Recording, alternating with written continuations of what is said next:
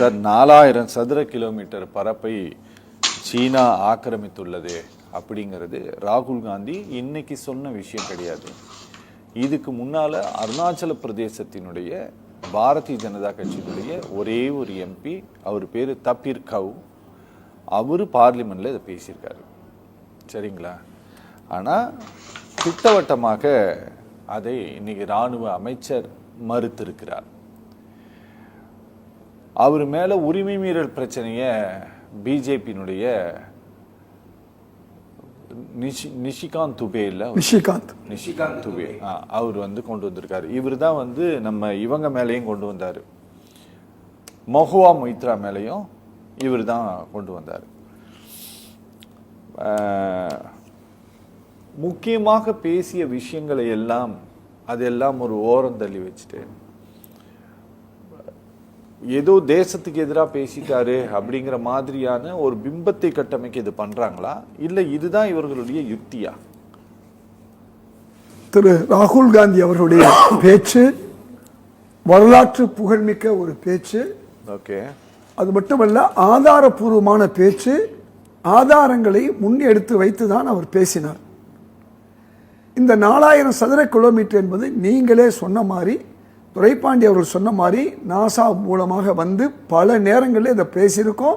பாஜக எம்பியும் பேசியிருக்காரு. அது மட்டுமல்ல, லடாக்ல எவ்வளோ ஒரு நகரத்தையே உருவாக்கியிருக்காங்க, இங்கே ஒரு நகரத்தை உருவாக்கியிருக்காங்கிறத நம்ம ஏற்கனவே 4 வருஷமா 5 வருஷமா நம்ம பேசிக்கிட்டு இருக்கோம். அப்பெல்லாம் பிஜேபி பதில் சொல்லலை. ஆக இது ஒரு வெளிவிகார விஷயம், இது ஹோலி, இது புனிதம் என்று சொல்லி இந்திய மக்களை அவர்கள் ஏமாற்ற முடியாது. உரிமை மீறல் பிரச்சனை எது வந்தாலும் திரு ராகுல் காந்தி சமாளிப்பார். அவருடைய பேச்சில் ஒரு முக்கியமான விஷயத்தை நம்ம சொல்லி ஆகணும். அவர் ரொம்ப தெளிவாக சொல்றாரு, கடந்த 10 ஆண்டுகளாக ஜிடிபி ஆதாரம், எந்த ஆதாரம்? அவங்க கொடுத்த ஆதாரத்தை சொல்றாரு. 15.3 இருந்த உற்பத்தி இன்னைக்கு 13.6 நிக்குதுன்னு சொன்னா என்ன அர்த்தம்? ஏறத்தாழ 2 விழுக்காடு குறைஞ்சிருக்கு. அதே நிலைமை தான் ஏற்றுமதிக்கு, அதே நிலைமை தான் வேலை வாய்ப்புக்கும். முதல்ல வேலை வாய்ப்பை சொல்றாரு. இந்த வேலை வாய்ப்பு விஷயம் சொல்லும்போது காங்கிரஸ் கவர்மெண்ட்டும் இதை சரி செஞ்சிருக்கலாங்கிறாரு. ஆனா மிக மோசமான ஒரு சூழ்நிலையில 2 கோடி வேலைன்னு சொன்னவங்க கொடுக்கலைங்கிறதுனால தான் அதை பிஜேபி மேல அந்த குற்றத்தை வைக்கிறார். நம்பர் 1. இதுக்கு நேரடியா இங்கே வர்றாருன்னு சொன்னா, நீங்க 2021 எடுத்திருக்கணும், எது சென்சஸ் எடுத்திருக்கணும், எடுக்கல. 2002 போச்சு, 2003 போச்சு, 2004 போச்சு, 2005 வந்திருக்கு. இன்னைக்கு எந்த நிதியும் நீங்க ஒதுக்கல. எதுக்காண்டி? அஞ்சலியாவது எடுக்கணும். அப்ப மகளிரை நீங்க ஏமாத்துறதுக்காக வேண்டி ஒரு சட்டத்தை கொண்டு வந்தீங்க. அந்த ஏமாத்துற சட்டம் கூட இன்னைக்கு வரையும் இந்த சென்சஸ் எடுத்துட்டு அதுக்கு பின்னால தொகுதி மறுவரை பண்ணாதான் கொடுக்க முடியும். அப்ப மக்களை நீங்க பெரும்பாலும் ஏமாத்தி இங்க வாக்கு வாங்கினது மறைமுகமா அவர் சொல்றாரு.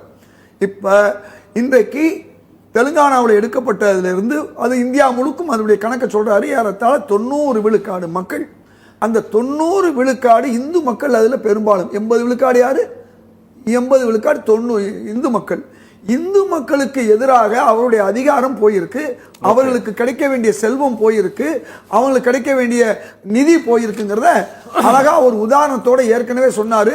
93 அதிகாரிகள் பிரதமர் அலுவலகத்தில் இருக்காங்க.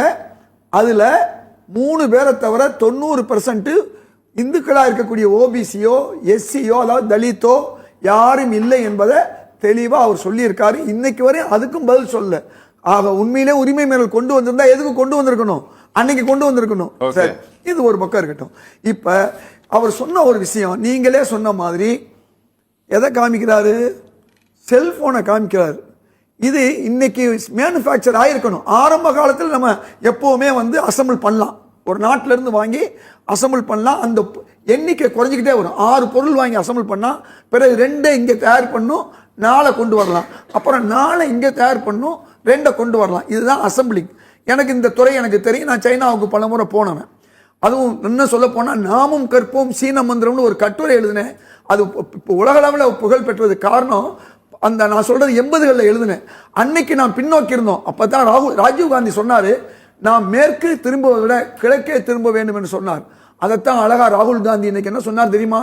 அமெரிக்காவை பத்தி நம்ம பயப்பட வேண்டியதில்லை, காஸ்ட் ஆஃப் ப்ரொடக்ஷன் நமக்கு சீப்பா இருக்கும், அமெரிக்கால காஸ்ட்லி இருக்கும்.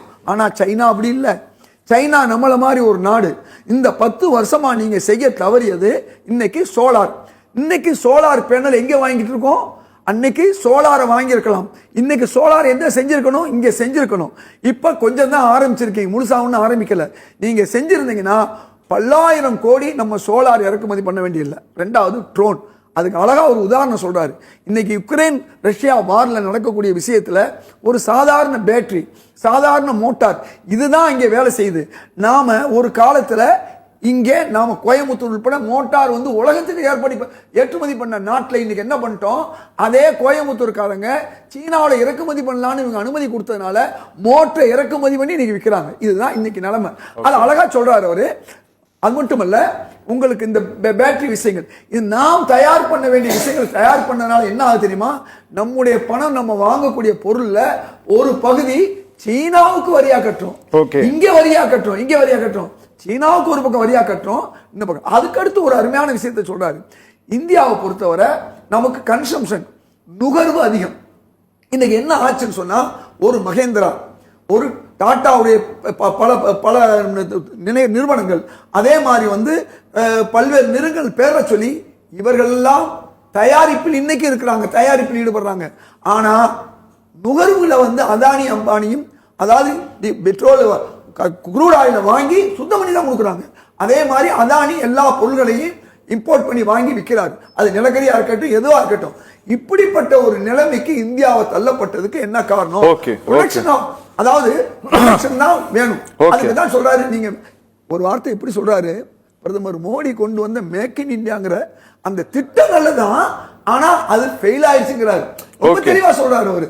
அப்ப இந்த மேக் இன் இந்தியாங்கிற மட்டும் ஒழுங்கா நடந்திருந்தா இன்னைக்கு இந்தியாவுடைய நிலைமை இவ்வளவு மோசமா இருந்திருக்காது. ஏன் நான் சொல்ல வரேன்னா, சீனாவை சொல்றாரு. நாம அடுத்தவங்களை பார்த்துதான் நாம முன்னேற முடியும். அப்ப சீனாவை தாக்குறாரு. சீனா வந்து இவ்வளவு தூரம் முன்னேறது மட்டும், அது முன்னேறாது மட்டுமல்ல, சீனா இந்த அளவுக்கு நம்மளுடைய வரியை இது பண்ணுது.